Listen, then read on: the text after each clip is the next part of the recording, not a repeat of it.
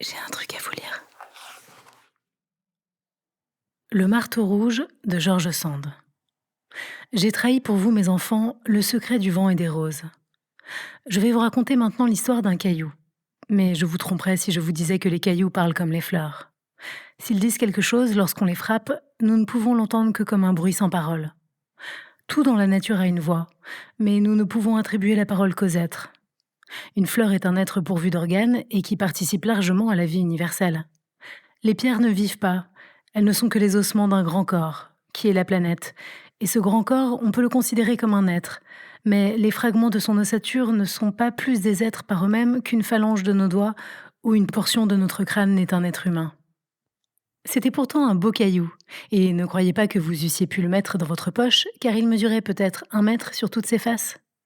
Détaché d'une roche de cornaline, il était cornaline lui-même. Non pas de la couleur de ces vulgaires silex sang de bœuf qui jonchent nos chemins, mais d'un rose chair veiné de parties ambrées et transparent comme un cristal. Vitrification splendide, produite par l'action des feux plutoniens sur l'écorce siliceuse de la Terre. Il avait été séparé de sa roche par une dislocation et brillait au soleil, au milieu des herbes, tranquille et silencieux, depuis des siècles dont je ne sais le compte. La fée Hydrocharis vint enfin un jour à le remarquer. La fée Hydrocharis, beauté des eaux, était amoureuse des ruisseaux tranquilles, parce qu'elle y faisait pousser ses plantes favorites, que je ne vous nommerai pas vu que vous les connaissez maintenant et que vous les chérissez aussi. La fée avait du dépit, car après une fonte de neige assez considérable sur les sommets de montagne, le ruisseau avait ensablé, de ses eaux troublées et grondeuses, les tapis de fleurs et de verdure que la fée avait caressés et bénis la veille. Elle s'assit sur le gros caillou et, contemplant le désastre, se fit ce raisonnement. La fée des glaciers, ma cruelle ennemie, me chassera de cette région comme elle m'a chassé des régions qui sont au-dessus et qui, maintenant, ne sont plus que des amas de ruines. Ces roches, entraînées par les glaces, ces moraines stériles où la fleur ne s'épanouit plus, où l'oiseau ne chante plus, où le froid et la mort règnent stupidement, menacent de s'étendre sur mes riants herbages et sur mes bosquets embaumés. Je ne puis résister. Le néant veut triompher ici de la vie. Le destin aveugle et sourd est contre moi. Si je connaissais au moins les projets de l'ennemi, j'essaierais de lutter. Mais ces secrets ne sont confiés qu'aux ondes fougueuses, dont les 1000 voix confuses me sont inintelligibles. Dès qu'elles arrivent à mes lacs et à mes étangs, elles se taisent, et, sur mes pentes sinueuses, elles se laissent glisser sans bruit. Comment les décider à parler de ce qu'elles savent des hautes régions, d'où elles descendent, et où il m'est interdit de pénétrer ? La fée se leva, réfléchit encore, regarda autour d'elle et accorda enfin son attention au caillou qu'elle avait jusque-là méprisé comme une chose inerte et stérile. Il lui vint alors une idée qui était de placer ce caillou sur le passage incliné du ruisseau. Elle ne prit pas la peine de pousser le bloc, elle souffla dessus et le bloc se mit en travers de l'eau courante. Debout sur le sable où il s'enfonça par son propre poids, de manière à y demeurer solidement fixé. Alors la fée regarda et écouta. Le ruisseau, évidemment irrité de rencontrer cet obstacle, le frappa d'abord brutalement pour le chasser de son chemin. Puis il le contourna et se pressa sur ses flancs jusqu'à ce qu'il eût réussi à se creuser une rigole de chaque côté. Et il se précipita dans les rigoles en exhalant une sourde plainte. « Tu ne dis encore rien qui vaille, pensa la fée, mais je vais t'emprisonner si bien que je te forcerai de me répondre. » Alors, elle donna une chiquenaude au bloc de cornaline qui se fendit en 4. C'est si puissant un doigt de fée. L'eau, rencontrant 4 murailles au lieu d'une, scie les sachoirs et bondissant de tous côtés en ruisselets entrecoupés, il se mit à babiller comme un fou, jetant ses paroles si vite que c'était un bredouillage insensé, impossible. La fée cassa encore une fois le bloc et des 4 morceaux en fit 8 qui, divisant encore le cours de l'eau, la forcèrent à se calmer et à murmurer discrètement. Alors, elle saisit son langage et, comme les ruisseaux sont de nature indiscrète et babillarde, elle apprit que la reine des glaciers avait résolu d'envahir son domaine et de la chasser encore plus loin. Hydrocharis prit alors toutes ses plantes chéries dans sa robe de tissu de rayons de soleil et s'éloigna, oubliant au milieu de l'eau les pauvres débris du gros caillou, qui restèrent là jusqu'à ce que les eaux obstinées les eussent emportés ou broyés. Rien n'est philosophe et résigné comme un caillou. Celui dont j'essaie de vous dire l'histoire n'était plus représenté un peu dignement que par un des 8 morceaux, lequel était encore gros comme votre tête, et à peu près aussi rond, vu que les os qui avaient émietté les autres l'avaient roulé longtemps. Soit qu'il eût eu plus de chance, soit qu'on eût des égards pour lui, il était arrivé beau, luisant et bien poli jusqu'à la porte d'une hutte de roseaux où vivaient d'étranges personnages. C'étaient des hommes sauvages, vêtus de peau de bête, portant de longues barbes et de longs cheveux, faute de ciseaux pour les couper, ou parce qu'ils se trouvaient mieux ainsi, et peut-être n'avaient-ils pas tort. Mais s'ils n'avaient pas encore inventé les ciseaux, ce dont je ne suis pas sûre, ces hommes primitifs n'en étaient pas moins d'habiles couteliers.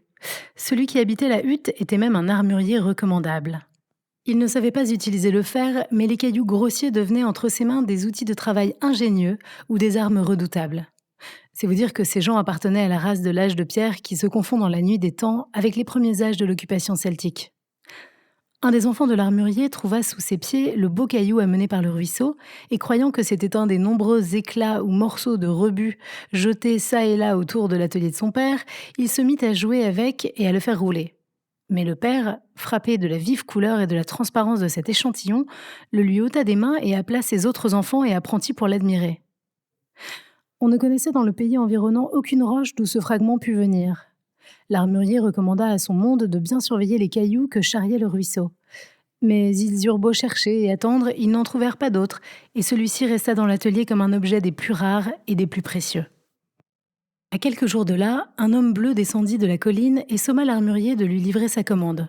Cet homme bleu, qui était blanc en dessous, avait la figure et le corps peints avec le suc d'une plante qui fournissait aux chefs et aux guerriers ce que les Indiens d'aujourd'hui appellent encore leur peinture de guerre.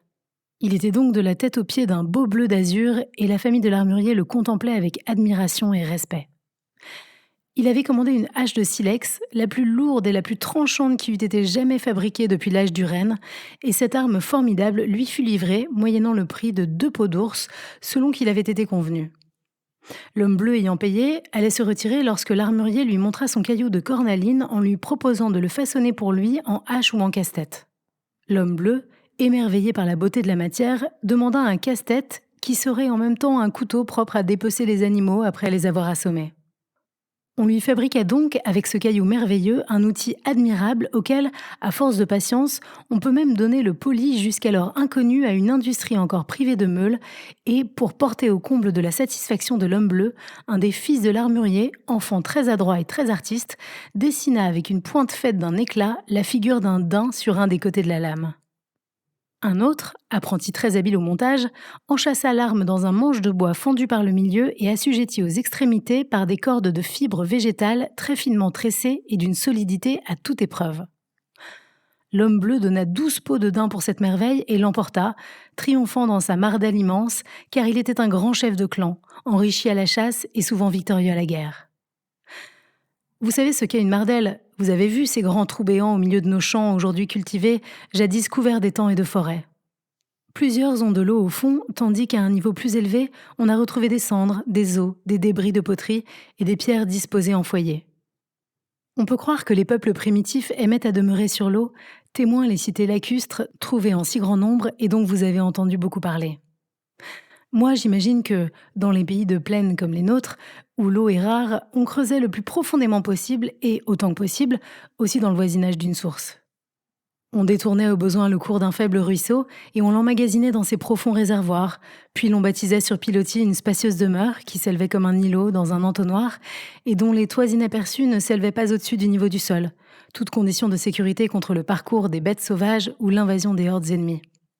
Quoi qu'il en soit, l'homme bleu résidait dans une grande mardelle, on dit aussi margelle, entourée de beaucoup d'autres plus petites et moins profondes où plusieurs familles s'étaient établies pour obéir à ses ordres en bénéficiant de la protection. L'homme bleu fit le tour de toutes ces citernes habitées, franchit, pour entrer chez ses clients, les arbres jetés en guise de pont, se chauffa à tous les foyers, causa amicalement avec tout le monde, montrant sa merveilleuse hache rose et laissant volontiers croire qu'il l'avait reçue en présent de quelque divinité.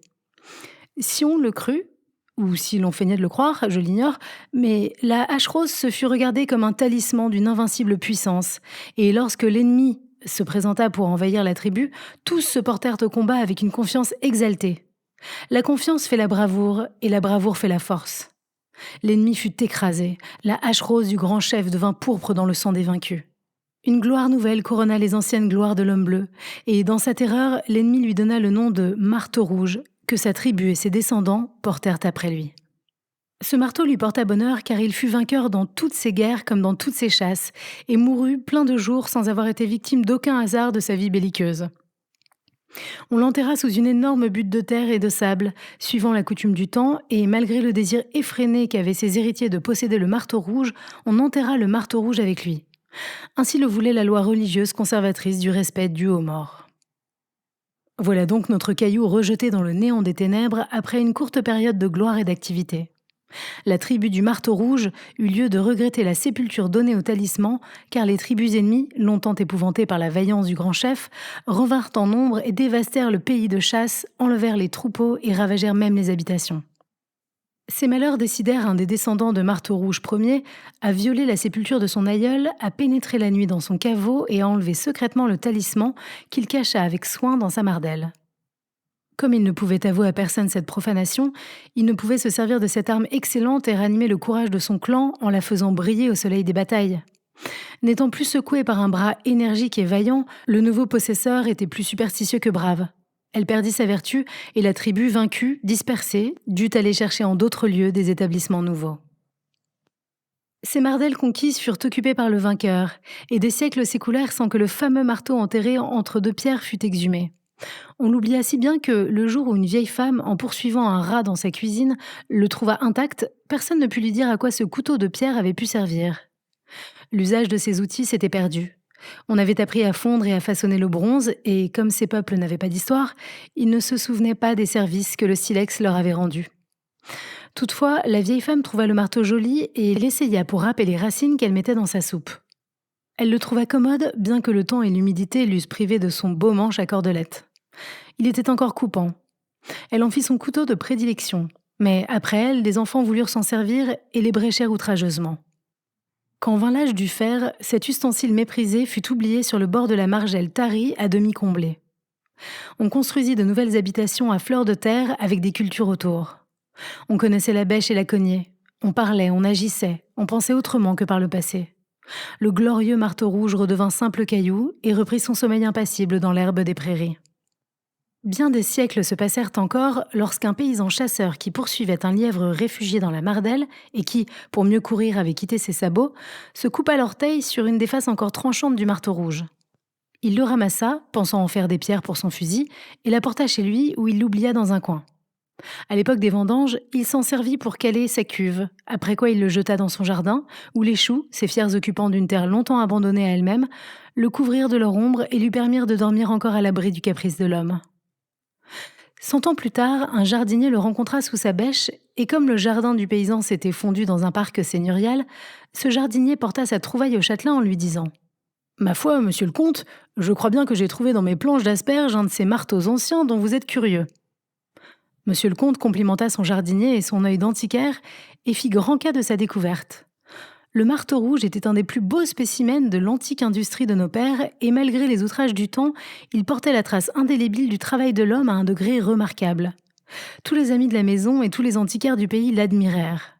Son âge devint un sujet de grande discussion. Il était en partie dégrossi et taillé au silex comme les spécimens des premiers âges, en partie façonnés et polis comme ceux d'un temps moins barbare. Il appartenait évidemment à un temps de transition, peut-être avait-il été apporté par des émigrants. À coup sûr, dirent les géologues, il n'a pas été fabriqué dans le pays car il n'y a pas de traces de cornaline bien loin à la ronde. Les géologues n'oublièrent qu'une chose, c'est que les os sont les conducteurs de minéraux de toutes sortes, et les antiquaires ne songèrent pas à se demander si l'histoire des faits industriels n'était pas démentie à chaque instant par des tentatives personnelles, dues au caprice ou au génie de quelque artisan mieux doué que les autres. La figure tracée sur la lame présentait encore quelques linéaments qui furent soigneusement examinés. On y voyait bien encore l'intention de représenter un animal, mais était-ce un cheval, un cerf, un ours des cavernes ou un mammouth ? Quand on eut bien examiné et interrogé le marteau rouge, on le plaça sur un coussinet de velours. C'était la plus curieuse pièce de la collection de Monsieur le Comte. Il eut la place d'honneur et la conserva pendant une dizaine d'années. Mais Monsieur le Comte vint à mourir sans enfant, et Madame la Comtesse trouva que le défunt avait dépensé pour ses collections beaucoup d'argent qu'il eût mieux employé à lui acheter des dentelles et à renouveler ses équipages. Elle fit vendre toutes ses antiquailles, pressée qu'elle était d'en débarrasser les chambres de son château. Elle ne conserva que quelques gemmes gravées et quelques médailles d'or qu'elle pouvait utiliser pour sa parure, et, comme le marteau rouge était tiré d'une cornaline particulièrement belle, elle le confia à un lapidaire chargé de le tailler en plaques destinées à un fermoir de ceinture. Quand les fragments du marteau rouge furent taillés et montés, Madame trouva la chose fort laide et la donna à sa petite nièce âgée de 6 ans qui en orna sa poupée. Mais ce bijou trop lourd et trop grand ne lui plut pas longtemps, et elle imagina d'en faire de la soupe. Oui, vraiment, mes enfants, de la soupe pour les poupées. Vous savez mieux que moi que la soupe aux poupées se compose de choses très variées. Des fleurs, des graines, des coquilles, des haricots blancs et rouges. Tout est bon quand cela est cuit à point dans un petit vase de fer blanc sur un feu imaginaire.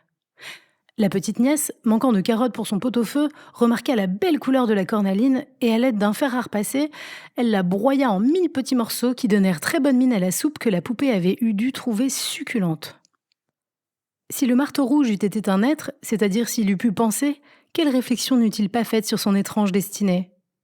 Avoir été montagne, puis bloc, avoir servi sous cette forme à l'œuvre mystérieuse d'une fée, avoir forcé un ruisseau à révéler les secrets du génie des cimes glacées, avoir été plus tard le palladium d'une tribu guerrière, la gloire d'un peuple, le sceptre d'un homme bleu, être descendu à l'humble condition de couteau de cuisine jusqu'à ratisser, Dieu sait quels légumes, chez un peuple encore sauvage, avoir retrouvé une sorte de gloire dans les mains d'un antiquaire, jusqu'à se pavaner sur un socle de velours aux yeux des amateurs émerveillés. Et tout cela pour devenir carotte fictive dans les mains d'un enfant, sans pouvoir seulement éveiller l'appétit dédaigneux d'une poupée. Le marteau rouge n'était pourtant pas absolument anéanti. Il en était resté à un morceau gros comme une noix que le valet de chambre ramassa en balayant et qu'il vendit 50 centimes au lapidaire. Avec ce dernier fragment, le lapidaire fit 3 bagues qu'il vendit 1 franc chacune. C'est très joli une bague de cornaline, mais c'est vite cassé et perdu. Une seule existe encore. Elle a été donnée à une petite fille soigneuse qui la conserve précieusement, sans se douter qu'elle possède la dernière parcelle du fameux marteau rouge, lequel était lui-même une parcelle de la roche aux fées. Tel est le sort des choses. Elles n'existent que par le prix que nous y attachons. Elles n'ont point d'âme qui les fasse renaître. Elles deviennent poussière, mais sous cette forme, tout ce qui possède la vie les utilise encore. La vie se sert de tout. Et ce que le temps et l'homme détruisent renaît sous des formes nouvelles, grâce à cette fée qui ne laisse rien perdre, qui répare tout et qui recommence tout ce qui était défait. Cette reine des fées, vous la connaissez fort bien. C'est la nature.